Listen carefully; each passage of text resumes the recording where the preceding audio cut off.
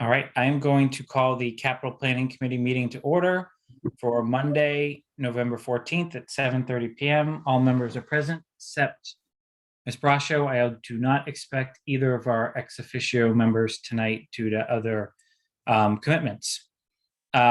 First item on the agenda are meeting minutes. Let's start with October 12th, which were drafted by Tony. Are there any questions or comments on those?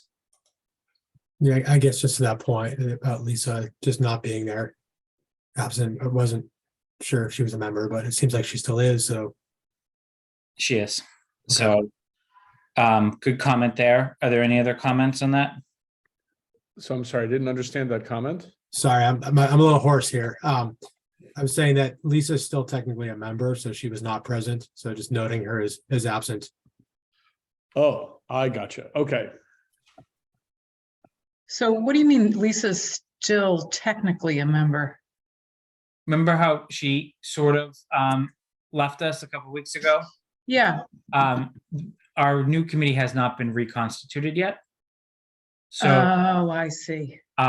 she just has had conflicts with the meetings we've had since then. So Yeah. I don't know the exact timing of when we'll be constituted, but it's going to be soon. Okay. So technically, I think Jeff is correct with that. Tony, my other comment with you was under the athletic complex. It said Mr. Malinowski is working with his counterpart in Northborough. I would just put the school administration because that's who we're working with, and it includes obviously representation from Northborough's capital, Northborough's finance, Northborough's town administrator, et cetera. So it's just maybe broad. I think you're looking I at think the that's wrong. yeah. I think that's Sorry, no, sorry. Tony, I give you credit for drafting the minutes, but really, Jeff drafted them. no. I'm looking at the 24th. That's why. Okay, got it. Yeah, you're right. All right, so Jeff, you know one of my things for next time.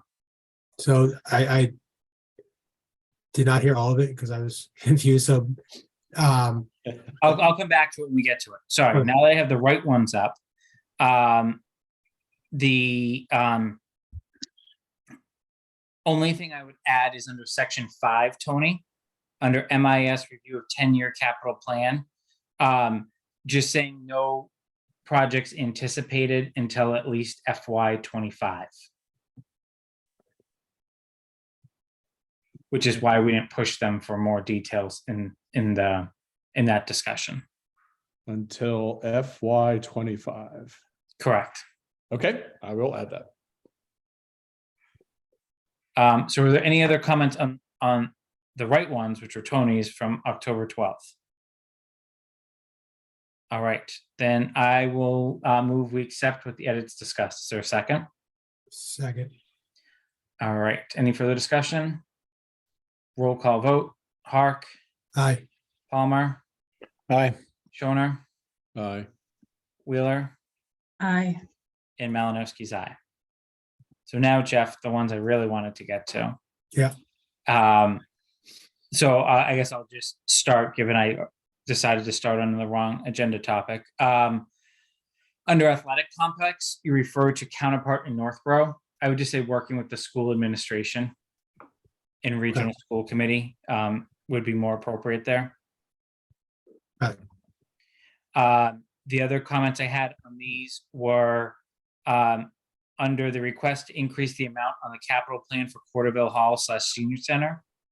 I would just reference, and it should be in our reference down below, which you already have, just the letter, like the background for why we were increasing it, i.e. they went out to bid, the bids came back really high. John thought that this was the nice middle ground to continue along. So just reference the supporting documentation down below. Okay, And then under at some point here, yeah, at the top of the second page, you have recreation direct. Just you need an OR for director. got it. Thank you. There are other comments on those minutes? yeah, just one typo, Jeff, under review of 10-year capital plan submissions. Yeah. Third paragraph, I think you would primarily be through the general fund, not buy through the general fund. Okay. Got it. Thank you. Any other comments?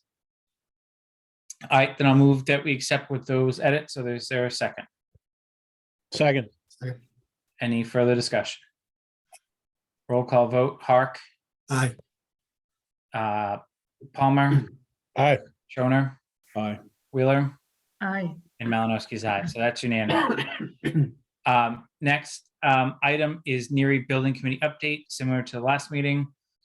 There have been no public meetings since. I confirmed with the superintendent last week that all submissions have been acknowledged by the MSBA at this point, and we anxiously await timing from them of when they will entertain our request to move to the next phase. So again, the 270 days started on August 1st. Everything's been delivered. So kudos to the school administration for being obviously well ahead of each of those deliverables. And we'll see what the MSBA has in store for us. Any questions on that? Shopsy South Union Subcommittee, Joe, any updates there? We're meeting Wednesday evening to put together further elements of the report. Great. All right. With that, we'll move on to our next item and welcome Chief Newell. So let me bring him over.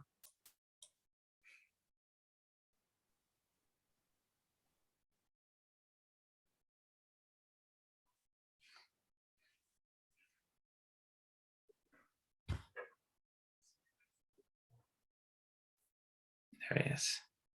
Evening, Chief. Good evening, everybody. How you doing? Hanging in there. So thanks for joining us. As I've outlined to you, we have been meeting with most of the department heads. You and Karen tonight are our last two before we start to take positions on this year's capital request. But obviously, we are looking, beyond this year too, for items that are in the offing that could be accelerated, decelerated, and obviously trying to come up with a broader plan of how it all fits together. I thought, based on obviously inheriting a plan from Chief Paulus, right, and then obviously doing your own due diligence in your role, I would break the agenda up in a few pieces.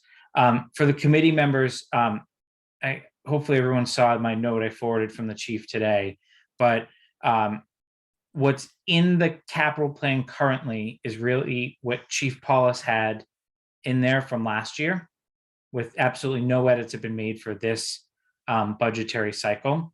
So what I thought I would do, instead of like putting Chief Newell's stuff in there, what I do is see where we're at, see what we want to kind of adjust in our plan, and then we'll retally where we're at as an overall committee instead of trying to do it on the fly today. To the chief's credit, we have been meeting pretty regularly on items to try to bring a complete plan to the committee so that we know what we're working with. And as you can imagine, vendors are very slow to reply to certain things. And there's obviously a lot of moving pieces, particularly in that industry. So, what I thought we would do is break it down into three components tonight. 1, body cameras, 2, cruisers, and 3, radios. Those are the 3 main things that are in the police department capital plan. And what I thought we would do is just kind of for each of those items to see where each of the committees at, let the chief make a few comments outside of anything that was in the email that you all have, and then just kind of see where we're at and move this forward. So with body cameras, I thought I would give just a little bit of history. Then I'm going to turn it over to the chief to give all the good news. You remember Chief Paulus came last year with a plan that was about $600,000+, 10-year lease package, and it wasn't ready because the town was in the middle of collective bargaining as the main reason that we didn't move it forward, and it was kind of pulled as part of a later part of our capital process. That was an all-in package. It included the body cameras, which have been the most discussed item as part of it, but it also included vehicle cameras and tasers. You'll then remember a couple months ago, the chief, acting chief at the time, came to us with Mark because they needed to do something with the tasers, and they couldn't wait to institute the body camera program. So we authorized and solidified the funding to continue the taser program that existed previously, but to allow for new leases to be entered into, and made sure that the finances made sense, and made sure that that program would not get in the way of any future body camera program that a chief wanted to implement. So we're going to hear a lot of different numbers, I think, tonight. You probably can see the story in the email that the chief sent along to us. But I just wanted to remind everyone where we've been on this topic. But now it's obviously ready for decisions. I will outline what I think the motions need to be around when we get to it. But Chief, maybe turn it to you to really articulate two things: why the difference in the price you're coming to us tonight, and obviously, whatever you want to articulate on the good news related to grant funding. Okay, great. Thank you very much. Thank you all. So the initial bundle, as Jason had explained, included the cruiser cameras, the body cameras, and the taser program. And it was an all-inclusive lease program. And that's where I think it was 624 something.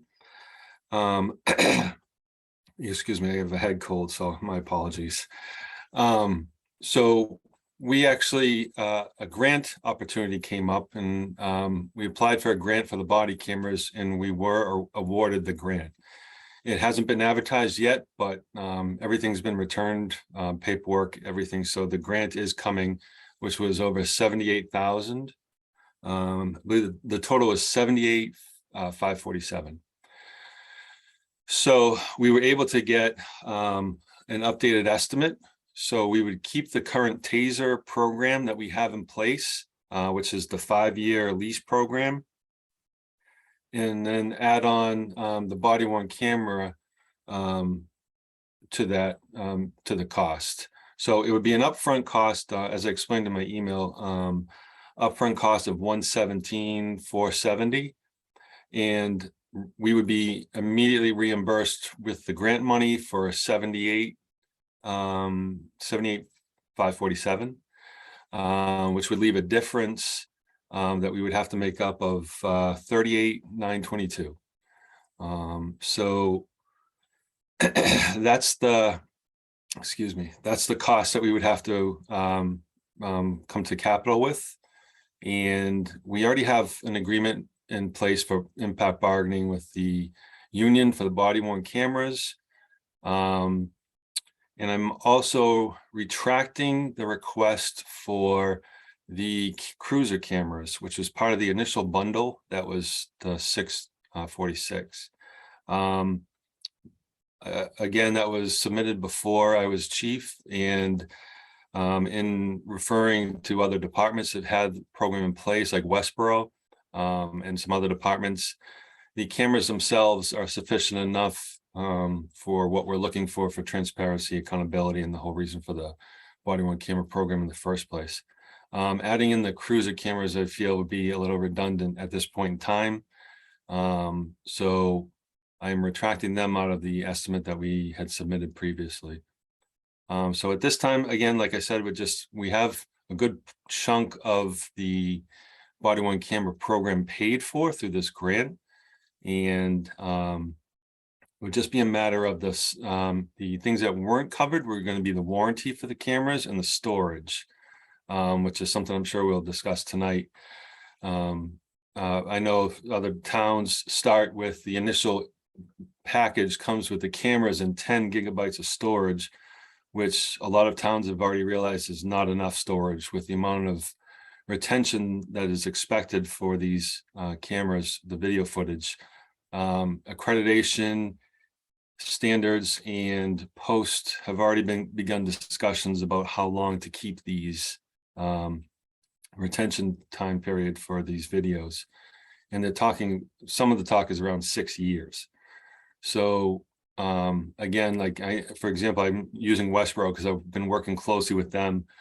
they started the program and about 7 to 8 months in realized that they did not have enough storage and had to go back to town meeting to get more money from the town meeting to buy the unlimited storage. So I included with the paperwork that I gave you what an unlimited storage would be, and then what it would be for the 10 gigabyte of storage, the two different costs offset. I think that's it. So before I open it to questions from the committee, just so everyone understands, I did, because Brian wasn't going to be here tonight, I did reach out to him after talking with the chief. What capital needs to act on are two things. One is even though this is grant funded, obviously supporting having this item in the capital plan, I think is important, because as you recall, obviously any source of funds, even if it's not general fund, which is obviously where we tend to focus a lot of our time, is subject to the capital plan. So obviously we do need to consider this as a 5-year package, but there will be a cost, 5 years down the road that will need to be budgeted for the replacement of this program. Obviously, we don't know what that would be at this time, but we can obviously assume it's probably not a number south of here. There's also potential that grant funding could become available 5 years down the road to maintain these programs. Again, we can't predict what's going to happen, but we need to know what we're obviously signing up for. The differential that the chief noted should be topic of future discussion, because obviously there will be funds available immediately prior to town meeting to go buy the assets, i.e. the cameras, and you can see that in the spreadsheet that was circulated. There's other things like the storage that will be needed to get the program up and running that there's technically no town meeting funding for yet. So we'll just have to work out the timing. So Brian and Mark, when they're back, have committed to kind of having a discussion, bringing it back to us, but it obviously doesn't slow us down in what I view as a necessary motion when we're done with this topic tonight of whether we support just kind of the concept of having this in the plan or not. And just to reiterate where we were is we were looking at a $60,000+ expense a year. We're now looking at a one-time cost in the next fiscal, in the next 6 to 12 months of, 30-ish thousand, right? So huge difference, obviously, that it mainly, due to just how the pricing has changed, the scope that the chief is looking for in the length of the package. So with that, I'll see if there's any questions or comments on body cameras.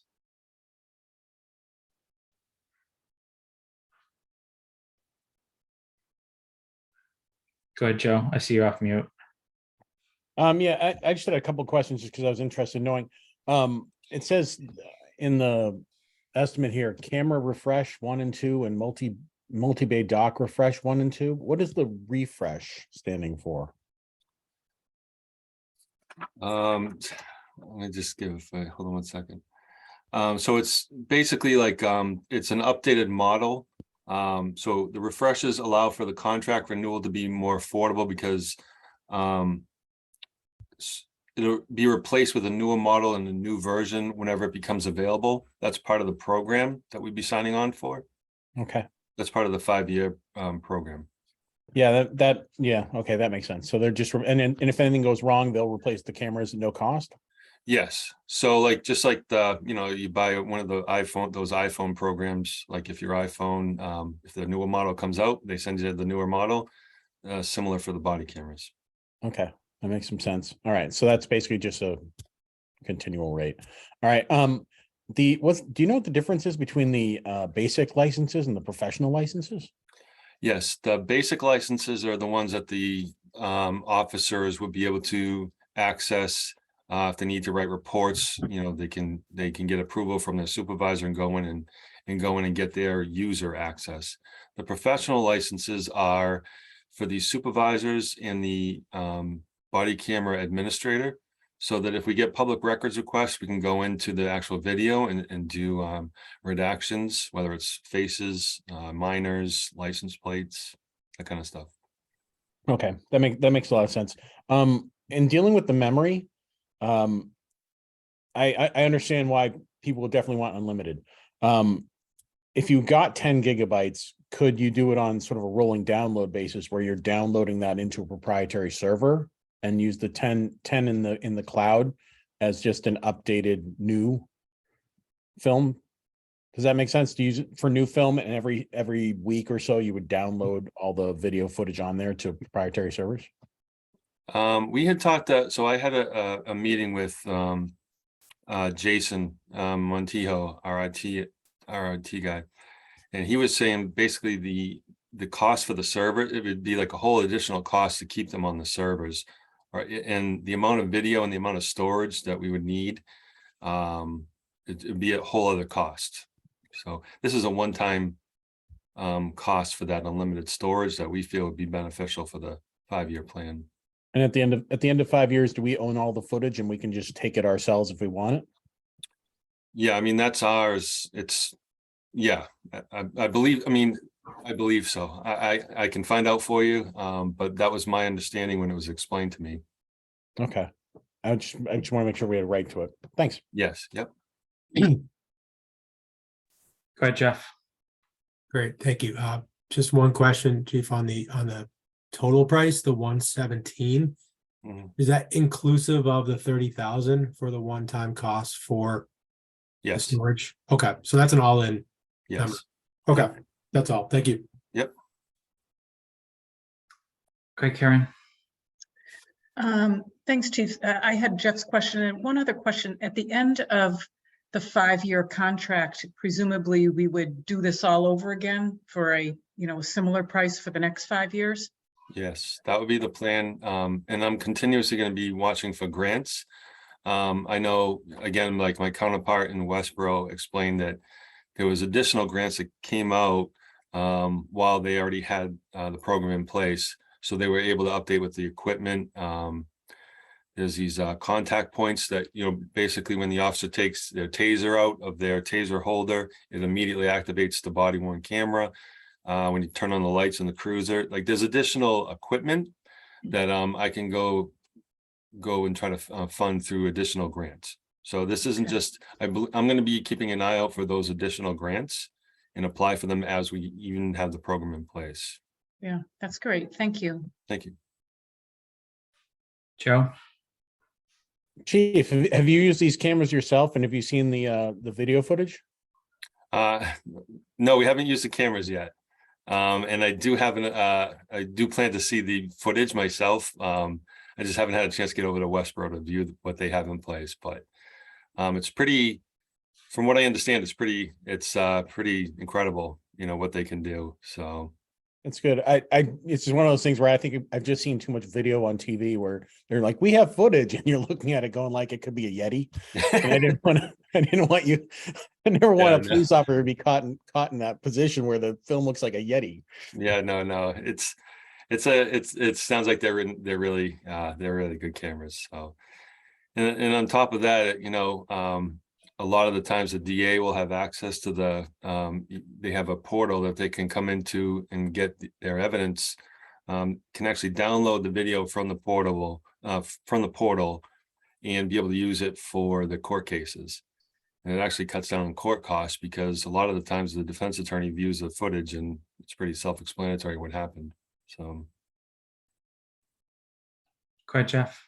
So, Jason, this is a question for you. If we're thinking about the numbers here, so it seems like we've already approved 62,000-ish, right? And Right. the increment is this all we're looking for is an incremental 25,000, and then that's it for all future years. There's nothing left beyond that point. So, with the initial, that 62 included the taser lease that we have, it was a taser was part of that bundle. So we do still need to talk about the taser program because we have paid for FY22 and FY23 already. And the next payment for FY24 would be 19,454. So that's part of the cost too. We do have this existing lease program in place. So we do have to factor that in. So it's like a $45,000 this year, and then 20,000 a year every year after. Okay. Yeah. Yeah, and Jeff, I think that's the conversation that needs to happen with Brian, right? So if you remember what they brought last year was that 5-year lease package, and they didn't use general funds for it, but it still had to come through here. I think there was Harvard funds, if I remember correctly, Ryan. But when we did that, we understood that you could cancel the lease on the tasers at any time. Obviously, there's no intention to do that, but that was how we obviously didn't add it into a future town meeting funding article. So I think what we need to do here is once we have all the numbers and we land on if this is something we're going to support, then we need to break it out and have the taser shown on as an every year capital item. And then the body camera would be removed, that whole 60 would come out. And we put the one-time cost for FY would be 24 in, unless there's funding in this year's budget to, because it's really talking about IT storage. So if you remember, we approved servers a couple years ago that still haven't arrived, is my understanding as well. So those are public safety servers. So that's the conversation I still think needs to happen, but it's obviously going in a very favorable direction financially, while not sacrificing anything that the chief was looking for operationally. Yeah, and the only thing was taking out the cruiser cam videos, which I feel I'm comfortable with. That answer, Jeff? Yes, thank you. Okay. So before we move to cruisers, I'll motion and then we can have a discussion. I'm going to move that the capital planning committee support the body cam proposal proposed by Chief Newell for the full amount of inclusion net of any grant proceeds for consideration in FY 23 or 24, with future discussion around incremental funding sources to occur. Is there a second? Second. And the reason I did FY 23, which obviously we're in, and there's no more town meetings scheduled, is in the event that there's other funds already available this year. And that's one option for the town to go down, whether it be Harvard. I think there's other grant funds available as well in the town's coffers already. So I wanted to leave that discussion for a future date when we had the right people here. Is there any further discussion on that particular piece? All right, we need to do a roll call on that one. So Hark, Aye. Palmer, Aye. Shoner, Aye. Wheeler, Aye. and Malinowski's aye. All right, next was the 2 cruisers for this year. So the chief has provided updated vehicle data. It's provided updated quotes. Unfortunately, these are not going the right direction, but I think we all probably can at least acknowledge the global factors impacting that. And obviously they are denoted both as hybrids, which I know the town currently owns one, and I think you got another one coming. So Chief, unless there's anything you want to further articulate on these, I'm just going to open up to questions on the cruisers. Nope. Are there any questions on the cruisers? Okay. We don't need a motion on that yet. Obviously, we'll take a full motion when we get to support or not support for certain items for town meeting. And then the last was the radios. So this was at my request. If you remember when Chief Achilles was here, which seems like a very long time ago, which it was a couple months ago, he denoted public safety radios where the price had almost tripled from what he had got last year at this time to this year. And the fire department's up this year in the capital plan. Police were scheduled for next year. What I asked both chiefs to do was to see if they bundled their radios together, whether it would save the town any money. I think the short answer is yes. It's going to save approximately 5% on the total cost for both departments. I think that we still need better quotes and a better breakdown of, like, if you do fire only and just support Chief Achilles' current year request and don't move forward police, what it would look like. So I think there's more to come on this, but you know, as we're going to hear in a little bit, it's not a short capital year. Every penny counts, but one of the things I talked about with Brian is these are items that will be bonded. So we're not going to absorb the full cost regardless of whether we do fire only this year or fire and police. So this is, I think, a question of, do you try to save money now because you're buying more and you're basically cutting out any inflationary pressures on these particular assets? Or do you wait until the actual capital plan and the actual useful life is up on the police side? Because there is no option to push fire back. We've heard that piece, at least, what Chief Achilles has advocated. So my question to the committee really is do you want to see further comparisons and continue to explore this? Or do you want to kind of just follow the plan as we currently have it?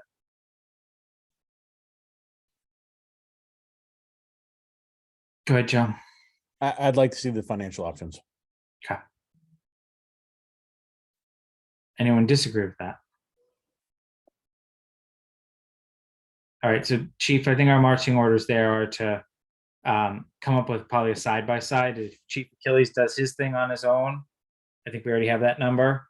If we add you in, what your number is standalone next year, assuming prices don't change, which we know is a horrible assumption, and then what the bundle package is, and then we can make some obviously educated decisions from there based on the broader financial picture of the town. Okay.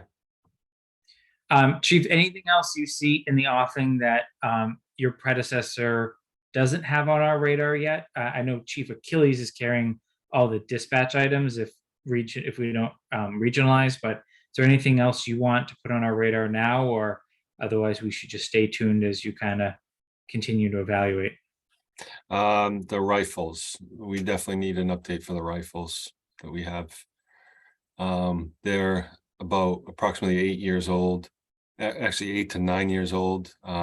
Chief Paulus purchased them when he first arrived in Southborough, and I see that they're not up till to be funded up until 2027. And I've been told by my firearms division that there's pitting, there's rusting, there's some issues that are coming up with them. So I think we need to bring those forward as soon as we can. But that's pretty much everything else is pretty much covered, but that would be the one thing that I have noticed.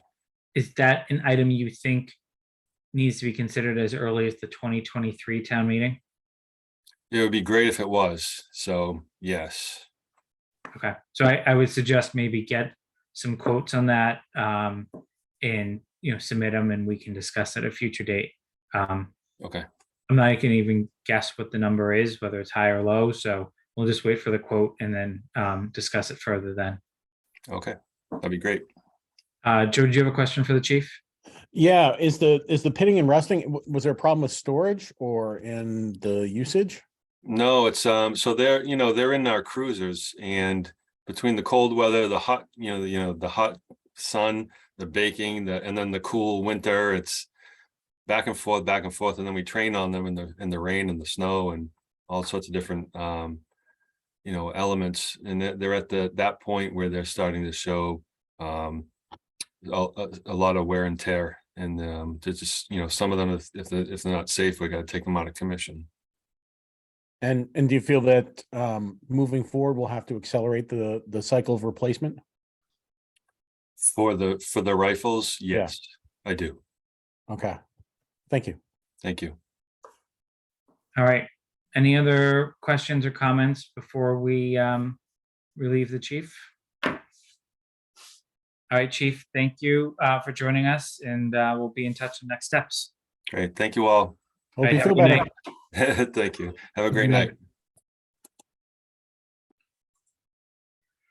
All right. We're going to move on to Karen Galligan. Is there a dangling motion there, or did we cover everything? I forget.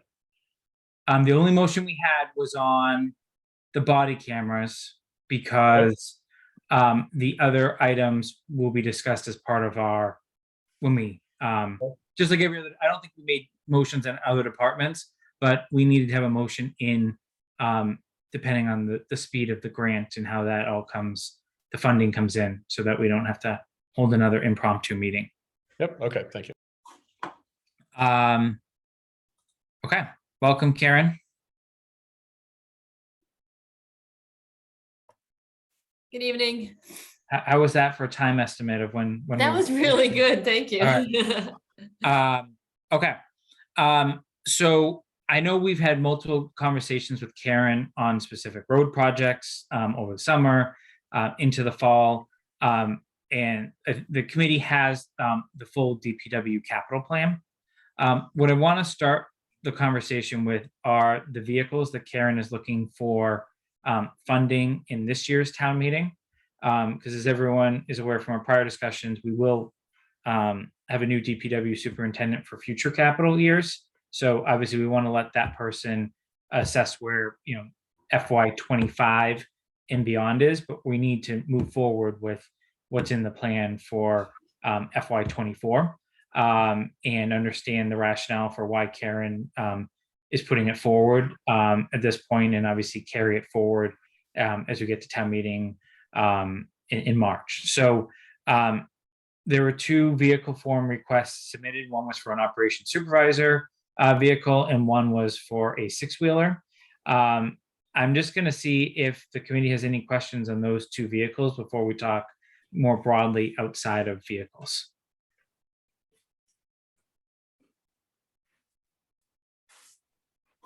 Go ahead, Joe.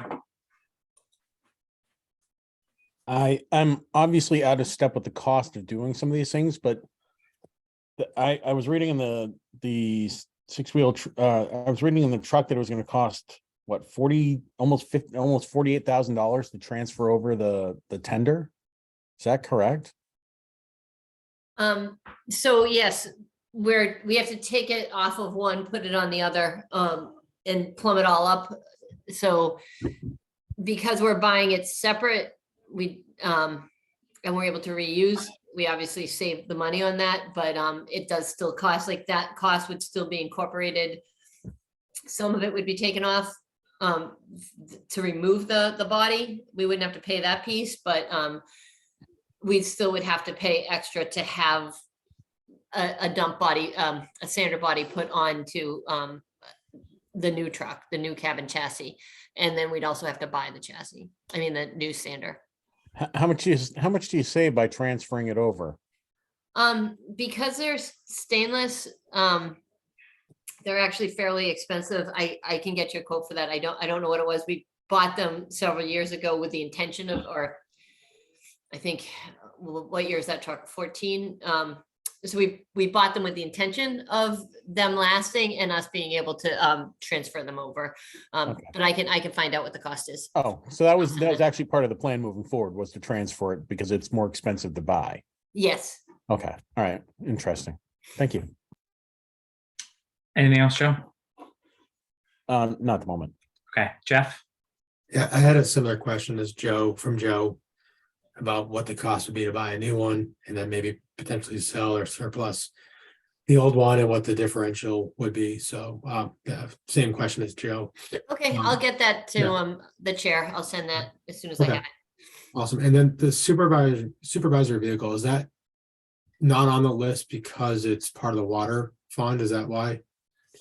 No, so it would come to both. It would be some under water and some under highway. But it sort of went off the radar, and it had been my vehicle. I took one of the vehicles that we were going to trade, or that was one of the older ones, right? I think what I'm driving is a 12 or whatever. So I grabbed one of the older ones. We got it painted at Assabet, and then the operations supervisor went to this one, and it just, because it had been mine and it wasn't gonna get a lot of use, it was something that could probably last longer, but it's such a nice truck, it didn't make a lot of sense to not use it to its full abilities. When I stopped having to plow, it made more sense to hand it over to someone else, and so it kind of got lost in the shuffle. And actually, one thing that we are going to start seeing once you get someone new in, but I was going to put it into soon, is that it's the same idea. We lost track of the transfer trailers because there was a point that we thought we took them off the capital plan because we thought we were going to do something new with the transfer station. that didn't happen, and now I've got to get them incorporated back in. So, but that's sort of what this did. It was one of those trucks that I was like, oh, well, at some point, I'll just take a hand-me-down. But then it became, oh, I'll give him a hand-me-down. I'll take a hand-me-down that exists. And I never put it back in for him to have one. Does that make sense? Yes, but it's just not on our capital No. plan. So it's not on the radar, and 77 was gonna get done this year, which is a kind of it's a similar type of truck, but we didn't, that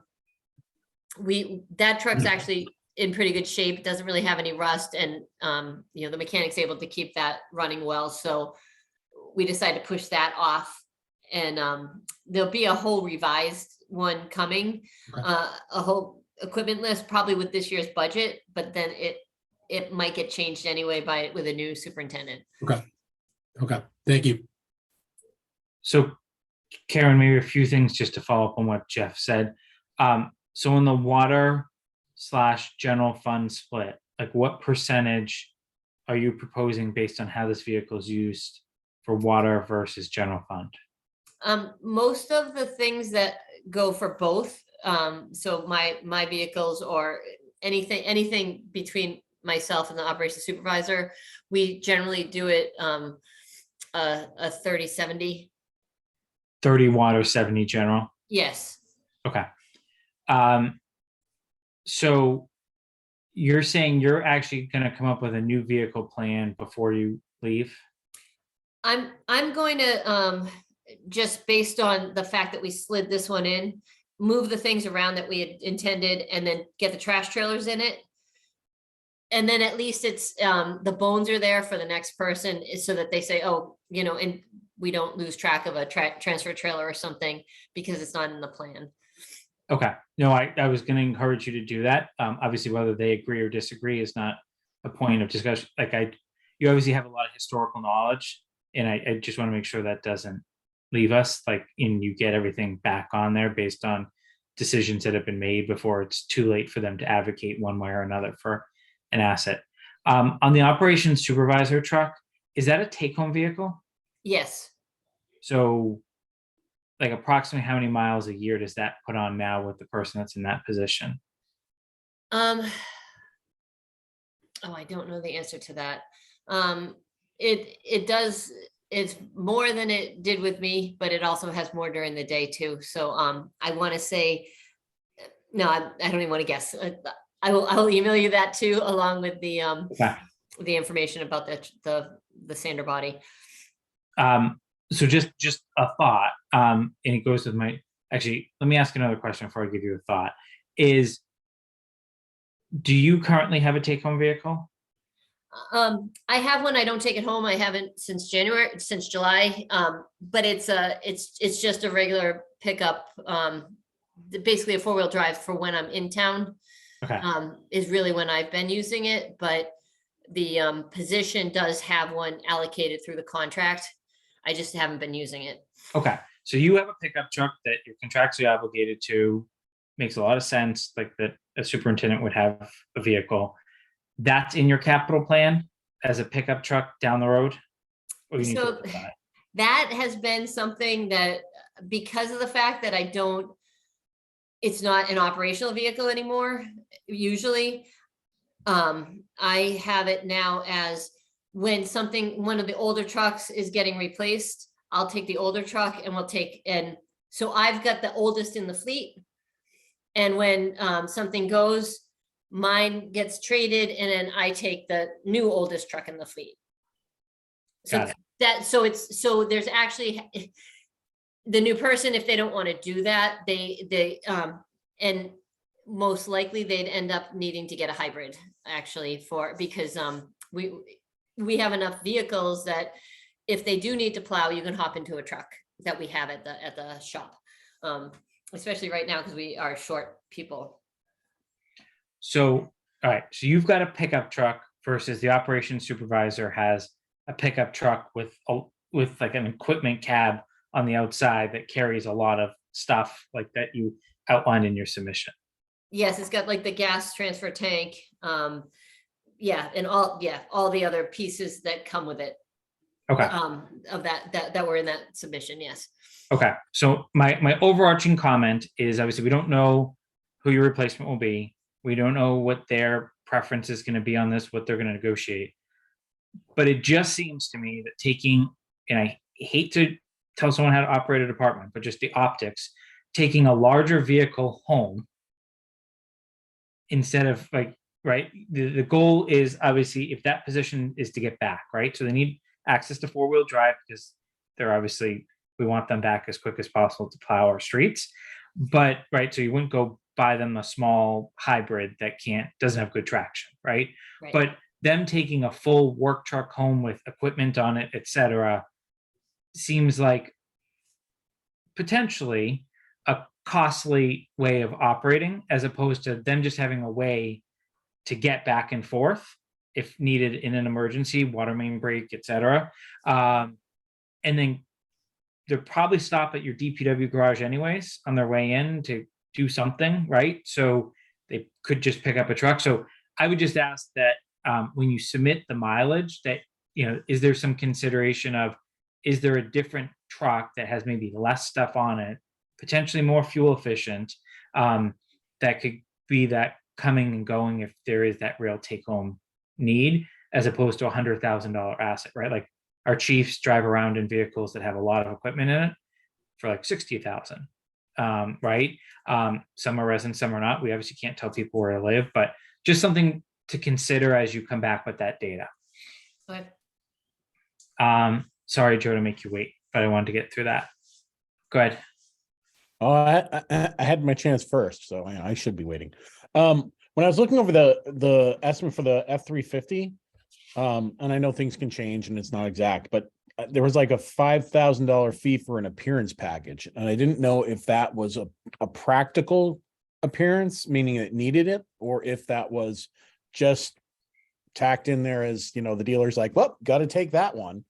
I will find out and check, because we were having issues getting them to just get us something, because they don't want to hold them for even 30 days now. So we're like, just get us something so we can submit. So I'll find out, make sure that, when the time actually comes and we spec it officially, make sure we don't have any, I don't know. I know we all like a good looking truck, but I could see somebody coming back at us. Oh, absolutely. I mean, trucks are good looking enough on their own, I think. So they don't need anything. They don't need anything special on them. Just a question. I'm not sure that you'll know the answer to this. I wasn't quite sure, but it also had a $13 fee for body blacking or something like that. Is that like a bed liner type of a thing, or is that an undercarriage We do treatment? get the bed liner, but no, we do get the. Oh, no, that's a good question. I'm not sure if that's underneath that we have done also, because we have almost a bed liner put under. Yeah. I mean, if it's doing harsh work and it's getting stuff smacked into the bottom of it, I could understand if there was a special type of treatment used on it, but I just, for $13,000, I thought I'd ask. Yeah, no, let me find out too. Thanks. Any other questions on vehicles?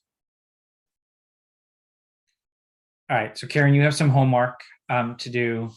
Obviously, we will probably have future discussions, but we need to carry forward whatever you're recommending now, unless we vote something down or up based on where we're at, based on overall financial condition, which we're going to talk about next. Before we leave DPW, Karen, you have your annual road maintenance of $400K in here. Obviously, the pavement management program is now under contract and kicking off, I believe, tomorrow. Yes. So I would assume, is it too far-fetched to say that once that project is complete, it will probably inform whether a 400 is a good number moving forward or not? Yes. No, I don't think it's too far-fetched. I think it will.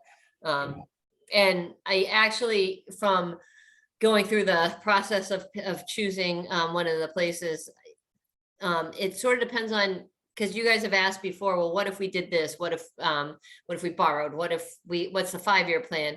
If we look into it that way and do try to set up a 5-year plan, it will likely be more than we have per year. Because, but it depends on what level you want to bring them up to, obviously, also, which matters. If, every road does not have to be pristine, but if people want it to be that way, then it's obviously a much bigger difference than the way I've been maintaining, which is a lot different than that. Okay. So does anyone on the committee want to discuss the appropriate number for road maintenance at this point, or just leave the placeholder? Go ahead, Joe. No, I just had a question about actually more the sidewalk funding. Was We'll go there- 200,000. We'll go there next.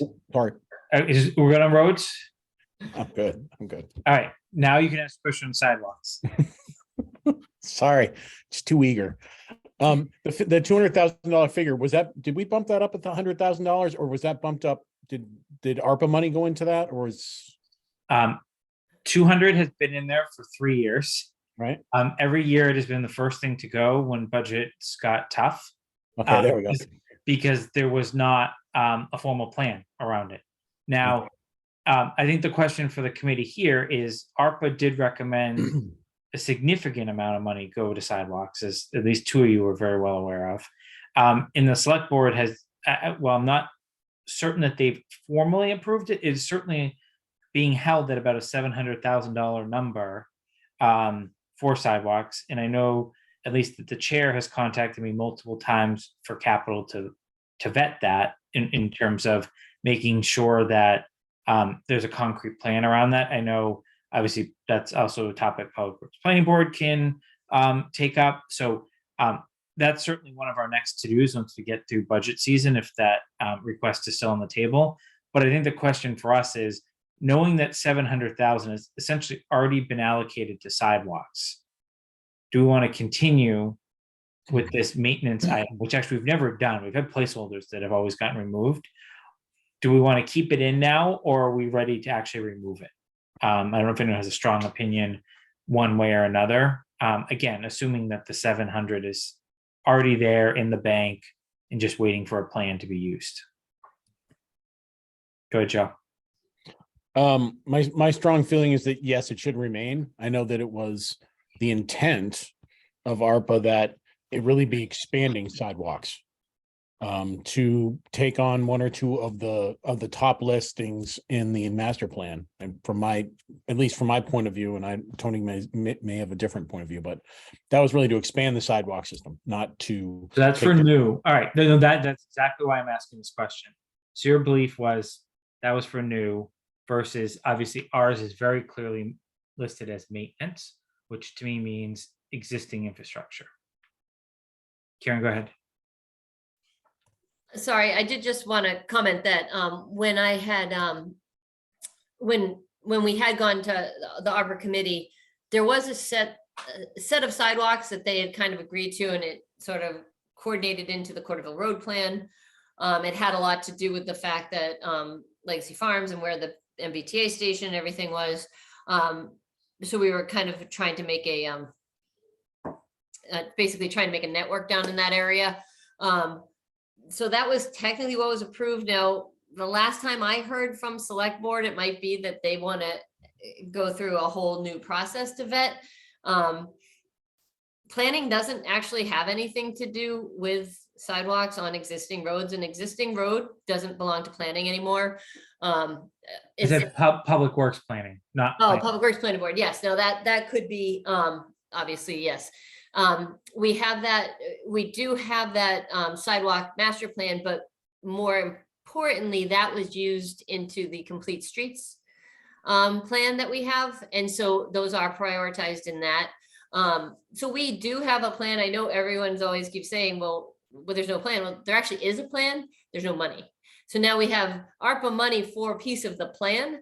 But I feel as though somehow no one, as not unusual in meetings I'm at, didn't see the ARPA meeting and doesn't realize what was in the original plan or what was originally kind of in that process of what they thought was going to be kind of where to put the ARPA money.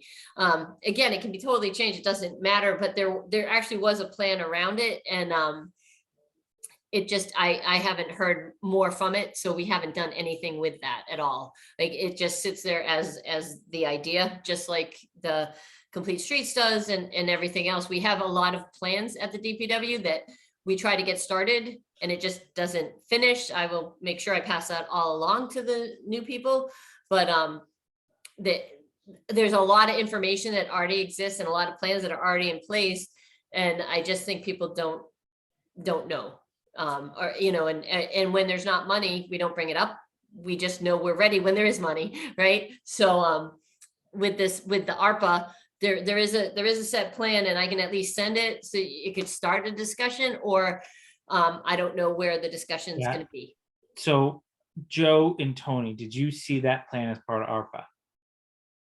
Or remember it? I know it's been a while. A long time. When the discussion was brought up, the priority list of sidewalks in the master plan was addressed and was brought up as the list that we thought that money should be working toward. And obviously, I think number one or two was a sidewalk up by St. Mark's up 85, I believe, was one of them. Yeah. The Well, other one, so let's not go into specific. I just want to see who. So Karen, you think you definitely have it? That the plan that you submitted that facilitated the ARPA request. That we talked about at the ARPA meeting, yes. Okay. So what I would propose is if you could get me that, what I will do is ask the select board to say, here's what was submitted to ARPA. Here's what was under consideration when they submitted this to you. Do you want to proceed with that? And or what help do you need from capital to see this through to fruition? Right? Because obviously we're going to be in a good bidding environment soon, right? In terms of if we want to do something next year, we should be getting our plan together in the winter so that we're ready to hit the ground running. Does anyone have any objections to that, like next step? Because I'm really not sure what we're supposed to be doing yet. And obviously, if we're not supposed to do anything and someone else is running with it, I'm fine with that too. I just don't want to drop the ball if we're supposed to be helping move this piece forward. Go ahead, Joe. I can't answer the question as whether we're the most appropriate body to help push it, but I would also bring up that with doing that park, likely to redoing that park up at St. Mark's right there, that would be a time to put in a sidewalk right there as well, right alongside the library or up that way. So it would make sense to do it while they're doing on all the construction. That sounds like something for the working group to figure out. Yeah, that sidewalk was in the original Various Streets plan, project plan, and the select board didn't approve bringing it up to, they didn't approve that piece, that adult. But we do have basically a design to go all the way to the St. Mark's, the driveway to their west campus. And then the idea with ARPA is that we could extend that all the way up at, you know, and get to Ledge Hill where there's some sidewalks. There's also sidewalks once you get to the bridge on 85. And then there's a tip project proposed for Marlborough Road into Framingham Road, right? All of that piece, which would have sidewalk there too, so that you could actually get across the town that way on foot. Go ahead, Tony. Yeah, so I was on the ARPA committee, obviously. I have some interest in actually seeing that committee's recommendations followed through. Seems like sidewalks is kind of sitting idle right now. So if the select board needs to be encouraged to proceed, then we should do that. And I think in fairness, they're trying to figure out how much they have because of some of the other Yeah. things that have been, but yes, it doesn't mean we can't help push it forward, either us or some other body, just to make sure it stays that. And Kathy in particular has reached out a few times to discuss it, but obviously knows we have to get through the fiscal budget first, you know, to make recommendations there.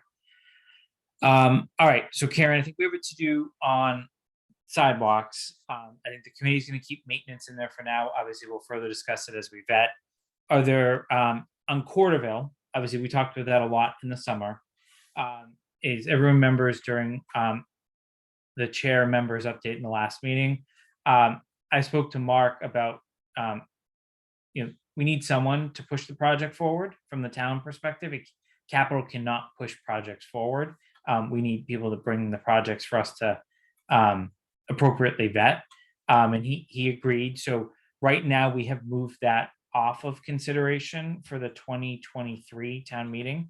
It does not mean that whoever fills Karen's role can't pick that up, run with it, and we could seek appropriation at a future time during calendar year 2023, especially given it would be a bonded project. It wouldn't have a fiscal impact in FY24, no matter what the timing is, because of how the budgetary cycle works and how Brian does temporary versus permanent bonds. So I would call the project on a brief hold. But obviously, we had outlined a timeline in July, and it just we don't have the right people in town to bring it forward and act as, I guess, the project manager internally to work with our third parties, and we can't have a third party, that's obviously we're paying to then advocate for the project. Obviously, there's residents' concerns that need to be heard and potentially adjusted for along the way as well. And that has to be done by either employees or elected or appointed bodies. So that was on the plan. It's now kind of been pushed per discussion with Mark. If anyone does not agree with that or wants that to be revisited, we can certainly do that when we roll up our sleeves and start making motions around what we're bringing to town meeting. But I see everyone on mute and I see shaking of heads no, so I'm going to assume everyone's good with that plan. So then, Karen, I think that the last question I'll ask you is, what don't we know about that's not on the capital plan? You heard the chief's answer, right, when you were joining. There was one thing his predecessor really had kind of pretty far out that he thinks is more immediate. Do you have anything that worries you or things that really we haven't spent a lot of time talking about outside of vehicles that we need to start being made aware of? It may not be something that we look to appropriate in March, but it may not be that soon after. So I have a design in process right now for a new culvert on Willow Street. I would assume not this special town meeting, but that culvert is creating problems. If you've driven Willow Street, and that will probably, that was something that kind of popped up. So we started the work on at least getting design done in survey, but it wouldn't be something I think we could advocate for already for this coming town meeting. But if there is a secondary one, or if, and that's one of those things that we do try to get grant money for when we can, which is always a bit of a nightmare, grants. But so we'll look and see if, that I'll just keep that on the radar for everyone. I don't even have a price for it yet. I just know it's going to be a little bit of work to get that done. Other than that, I think we're actually anything coming up is already like scheduled in somewhere and has a plan. Like I said, we have the TIP project coming, where we have to, within the next couple of years, actually, and this will be for the next person, but get the design contracted out and ready to go so that they can actually put it on the tip. But that will be a nice project, like I said, to do that northern corridor from Marlborough to Framingham, get us bike lanes and walking paths or sidewalks. They're kind of a little bit of both. Fix the Acre Bridge Road intersection. I know there's a lot of people who live around that and contact me constantly about that. But that's in the works, but it's not something that's coming through capital yet, because it's until we go to actually finalize with the consultant the full design, it's not really a capital item. So Karen, can you just make sure, just so everyone understands what the TIP project is and how that's different than obviously something like we've been talking about with Corderville? Can you educate on what the town's financial responsibilities are for a TIP project and when the state then takes over the funding of it and any match, if any, to that? So with the TIP projects, it's state and federal funds. That's what Main Street was done with. We can use chapter 90 money to do design work for it. But the design is on the town. It's on our shoulders to do the design. Then the state takes over and they pay for all the work that gets done on the road to do, as long as we're within their standards, which that's why that road was picked, because we have a very wide right of way. So there's no takings or anything. Most of the TIP work, even the design, since it's chapter 90, it can be reimbursed. If we wanted to change the water main, but it didn't need to be changed, or if we want to, if it didn't need to be changed because of the changes in the road, then we'd pay for that. So we had pieces on Main Street we had to pay for. And then if we have something that's very, very specific that doesn't need to be done for the project, but we're like, oh, we want to, God forbid, anyone want to say the word, build a park. Then if we did that, they wouldn't necessarily pay for that, right? And so that would be on us. But other than that, pretty much anything to do with the regular standard right-of-way work would be something that they pay for all of it. Okay. Willow Street, back to that for a second. Is that a danger of becoming, I think we're all a little scarred still about Northborough Road and how that went from a very simple item to something obviously far more complex. Are we at danger of that being closed at any point soon based on current assessments? No, it shouldn't be closed. It's not effective. So there's some erosion going on, but it's on the side of the road. It's not collapsing in the middle. And that was what the problem was, obviously, with Northborough Road. And is the scale of that project smaller, about the same size, or larger than Northborough Road? The culvert itself is smaller. The span is almost the same, but the complexity with traffic is going to be more. And partly also because New England Center for Children's right there, and they don't like to use Route 9. So there's definitely some logistics that are going to become issues trying to plan that. That'll have to incorporate more than just the town. We need to bring New England Center for Children in, the police and fire. Usually I'll talk to police and fire, and we don't necessarily have a public meeting, but the chiefs and I will get together and I'll say, oh, this is how we're going to reroute. And okay, yeah, we're good. But this isn't going to be that kind of thing. We're going to have to make this it's going to have to be a lot more people involved to make sure that we don't disrupt something that is really problematic for New England Center. I.e., this project could be far more disruptive than Northborough Road was, and Northborough Road appears to have been very disruptive, based on at least the feedback we've received. Yes. All right. Yes. I'm not weighing. I don't think Northborough Road didn't seem that disruptive to me. I guess I didn't get as much feedback. So people are skipping talking to us about it. You weren't up there at town meeting with me. Yes. Still remember that. Okay. Is there anything else for Karen tonight on DPW matters?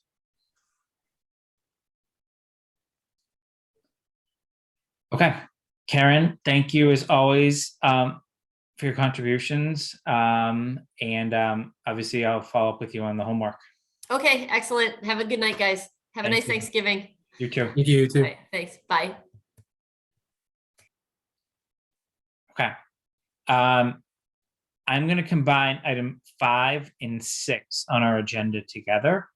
So everyone has a snapshot of where the capital plan was, at least as of Friday, in terms of what we're looking at for this year in particular, in terms of general fund, ambulance fund, et cetera.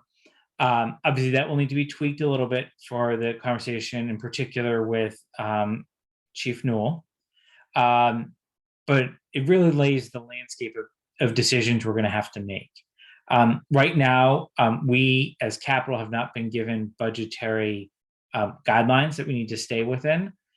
But I imagine that's coming. The budget season has really just started to kick off. And all departments have to have their budgets in just right after Thanksgiving. The meetings are starting with the finance team and the chairs of the finance boards, just to kind of lay the groundwork with some of the department heads there in terms of school administration and town administration. So, but our deadline is going to be, I'm just going to get the date so I don't mess it up. We have to make a presentation to the select board at their December 20th meeting of where we're at with our capital positions. For everyone, as a reminder, we've usually gone in with what we think are the valid projects that we think are financially ready to go, financially responsible. Obviously, if donations come in after the fact, if we need to sharpen our pencils on something, we do it. But I think for that meeting, we need to be ready with what we think really should be done, and then kind of let the broader budgetary picture play itself out. And becomes pretty apparent pretty quickly, right? When they usually do their first run of the budget, there's 15% increases more often than not, right? And it whittles down. I think we've all been on notice for 2 years now, and now I think we're heading to the third year of the what everyone's calling the residential shift, in terms of the residences are sharing a greater burden of the tax levy than they used to, because obviously residential values are way up and industrial are flat, right? So it naturally shifts. So the capital requests, no matter where we land, are likely higher than prior year. The good news is debt service is likely going down. The ambulance fund is doing very well. That has the ability to absorb some of our fire/public safety type items at times. But nonetheless, it's a huge capital year when you start taking the general fund expenditures plus ambulance fund plus everything that's already been approved through ARPA. There's just a lot going on, right? And it doesn't seem like there's a shortage of anything not coming. So we need to make some decisions. I'm not planning to make any decisions tonight. I don't think we're ready to make any decisions. But what I need to know from each of you, and if you don't have an answer tonight, I likely should know this week, is when you reflect back through the list that's still under consideration, what department head do you need to come back? Do you need more information from them on something? Candidly, if you're not going to support something, I would like them to hear why you're not going to support it, just so that they have an ability to just make sure you have all the right facts to make a decision. I think it's just professional courtesy. But we need to do that between now and the end of December. And I obviously want to give these department heads some leeway. So if you have department heads you want to come back, either let me know now or shoot me a note within the next week. So let's just say prior to Thanksgiving, so that we can have them back so they can listen to our deliberations at a future meeting, which we'll talk about a date in a second.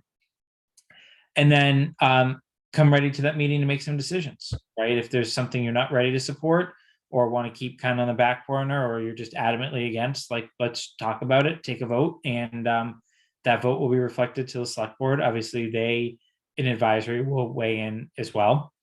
And I also should acknowledge we haven't heard from the schools. I did talk to the superintendent. It does not appear like they have anything locally that'll be coming from the general fund this year, mainly because all their items are NERI related, and they're making a cautious decision to not do repairs to that building until we know where we're going with the broader plan. So while there was a significant amount of capital related to NERI, about $3 million slated for this year, that's been put on hold. So I told Greg he didn't need to necessarily come explain that, given the prior conversations. But what we haven't heard about is the Algonquin complex, right? You can start to see some placeholder numbers in the plan. I'm working on a date with select board and advisory and us to do that jointly together. It's potential we do it that December 20th night, but it may be a separate night. It's obviously a large project overall. Thankfully, Southborough doesn't bear the full burden of it, but nonetheless, it's not a small number. So we'll be quiet for a second and see if anyone has any initial thoughts. Otherwise, we'll chart our calendar forward. Go ahead, Jeff. I mean, I think we had some takeaways last meeting from rec. about specific requests and some follow-up action items that we had requested of them, so I'd like to hear the results of those. Specifically, Lundblad. But we aren't approving any funding for that for this year. So I agree with you. There was a lot Oh, of, because it's grants, is that why? yeah, so that we can take up outside of town meeting cycle. Okay. I'm certainly happy to send a reminder, but I agree with you. There were some significant follow-ups there. Okay. But I don't think it impacts how we go forward for town meeting unless they can't, right? Like my plan is to go back to the department heads and say, these are the items capital's down to considering. Please make sure we've got everything. Sort of thing. So they're not going to come back in 2 months and say, oh no, we want to seek funding, sort of thing. Go ahead, Joe.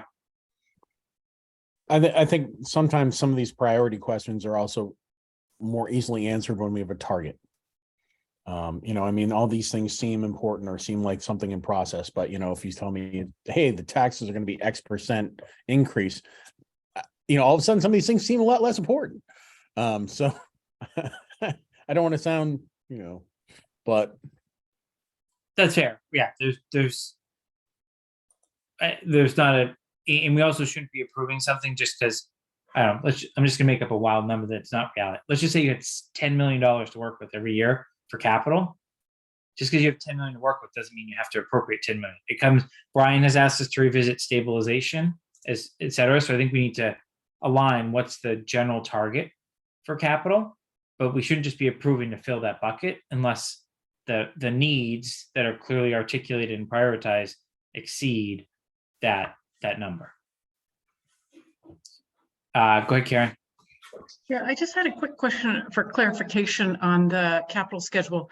The Algonquin Regional Athletic Complex is 2.2 million, but only 25,000 out of the general fund. So where do the rest of those funds come from? That's the first year impact. So that's like an interest payment, basically. Okay, got it. And then you'll see it's about a 250K a year run rate for 10 to 15 years. Okay, got it. Thank you. And that one's just, even once you get comfortable or not with the project, that one is going to make everyone's head spin no matter how numerically inclined you are. Because basically, you'll have a portion if CPC brings it forward, which that's their only project right now that they're vetting. There's a portion that will be CPC, a portion will be general fund. And oh yeah, by the way, you have Northborough that has to do the same exact thing. And each town may have a different appetite for bonding based on, like, for example, Northborough is trying to seek a fire station in and around the same town meeting. Right. So that's going to be a huge number. I don't know what it is. Right. They've got other capital projects that are creating demands on their CPA, but that just shouldn't impact us. Right. Southborough has to make a decision whether they support it or not. And then Northborough will do their own business. But the school administration is trying to get alignment because the region takes out the bond, not the town. So while Brian can certainly weigh in, the region passes it on. So Northborough and Southborough will have to be lockstep on how long to bond for, which normally we obviously have that decision kind of internally with Brian. And Jason, what's the timing of that decision? Is that not until, is that in the next few months? Because part of it's the capital, it starts in the capital plan for the next fiscal year, or does it start the following? Is it going to be the following year when the big money starts hitting?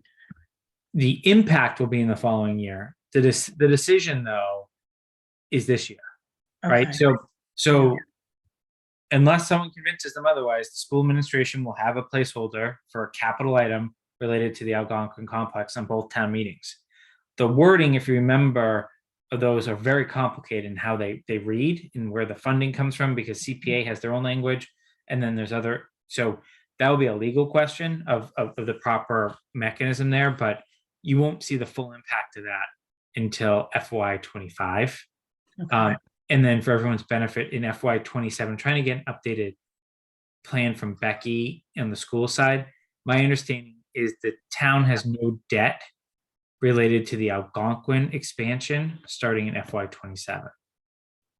So there is something that's going to basically disappear and be replaced with something that's much smaller.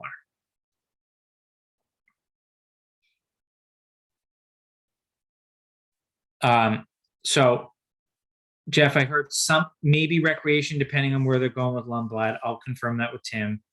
I think we need to hear from DPW, or at least get the information on the follow-ups based on tonight. I don't think we need Chief Newell back. But I do think we need to tidy up kind of some of the, where some of those numbers are coming from, in terms of funding sources, particularly related to the body cam and tasers. Did anyone want to hear from facilities, fire? I think that's it. I think it's worth going over facilities again, just because of the changes to the Corderville Hall project. And we could talk about the security cameras again over at the library.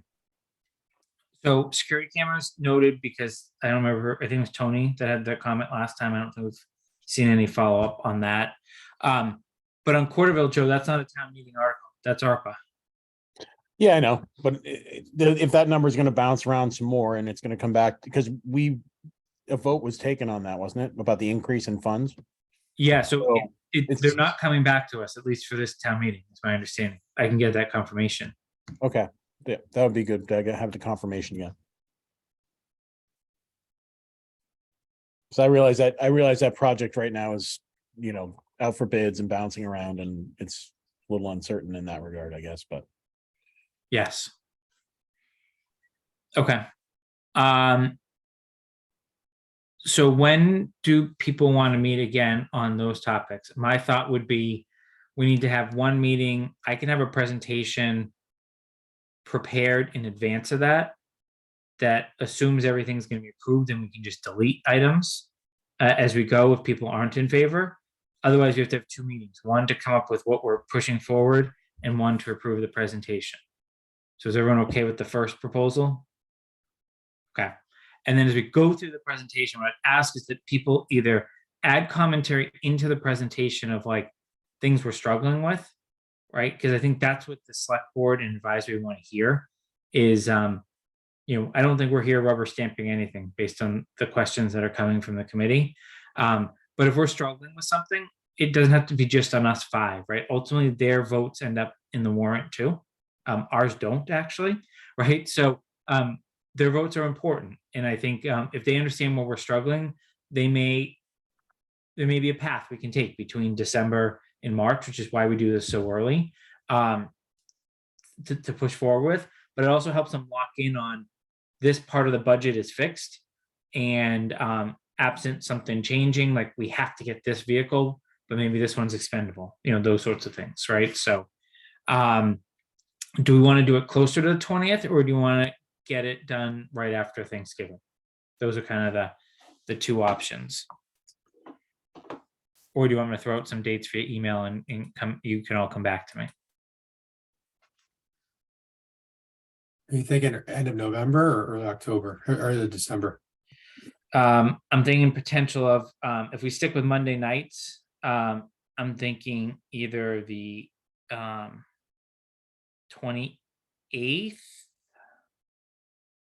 of November or December 12th. And I'd like to avoid December 19th, just because the meeting's the next night and they should have our presentation in their packet. So. And why not December 5th? That's another conflict. I will be on an airplane at that time. All So, right. well, I trust you could all move forward if I'm the one charged with drafting the presentation. Yeah, that sounds like it. So I guess I would recommend the 28th then. Yeah, That work for everyone? Assuming that by then we have some notion of what the financial envelope is. We should actually, think budgets are due that day.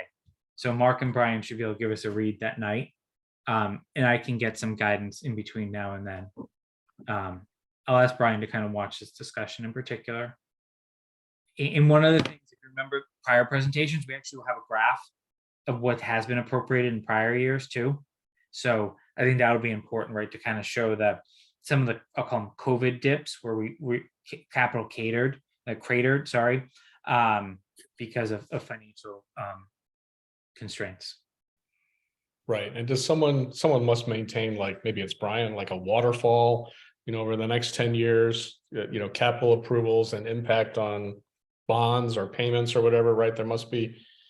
Do we have to look at that, or do we ignore that? Well, no, I think we need to, because you need to understand the debt picture, right? Right. And I think we all know what's hanging out there, right? We have a school project that's coming, right? Whether it's a renovation, expansion. Brian provide that, like, rolling forecast? Who He can provides pro- that? Brian can provide what's actually been done, like what's actually been approved. He's got that and he'll bring it to the next meeting. But I also think we need to potentially, and this is dangerous, but we need to understand like where you could have a NERI project and what else is sitting on the capital plan that maybe we haven't supported yet, but something is likely to happen around, right? If you think about like bigger projects, right? The library's been talking for years, right? We know that there's talk of community center. How does that weigh in? We heard all these recreation projects, right? That's all going to hit in the next 3 to 5 years, at least if the individual proponents were to push them forward.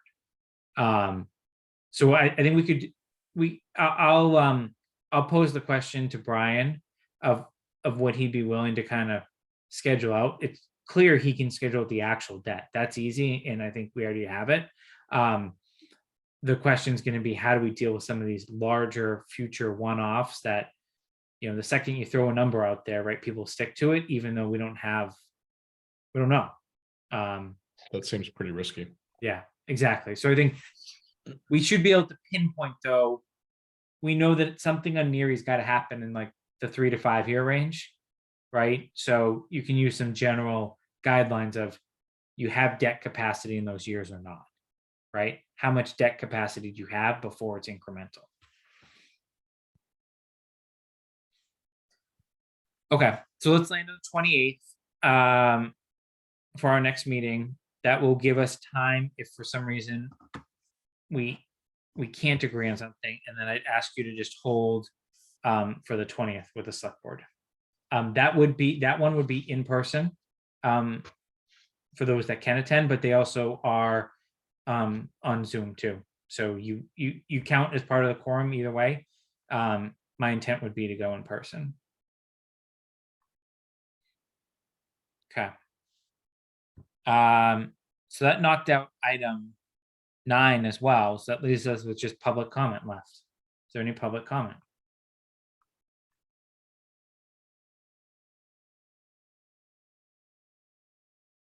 I'm seeing none.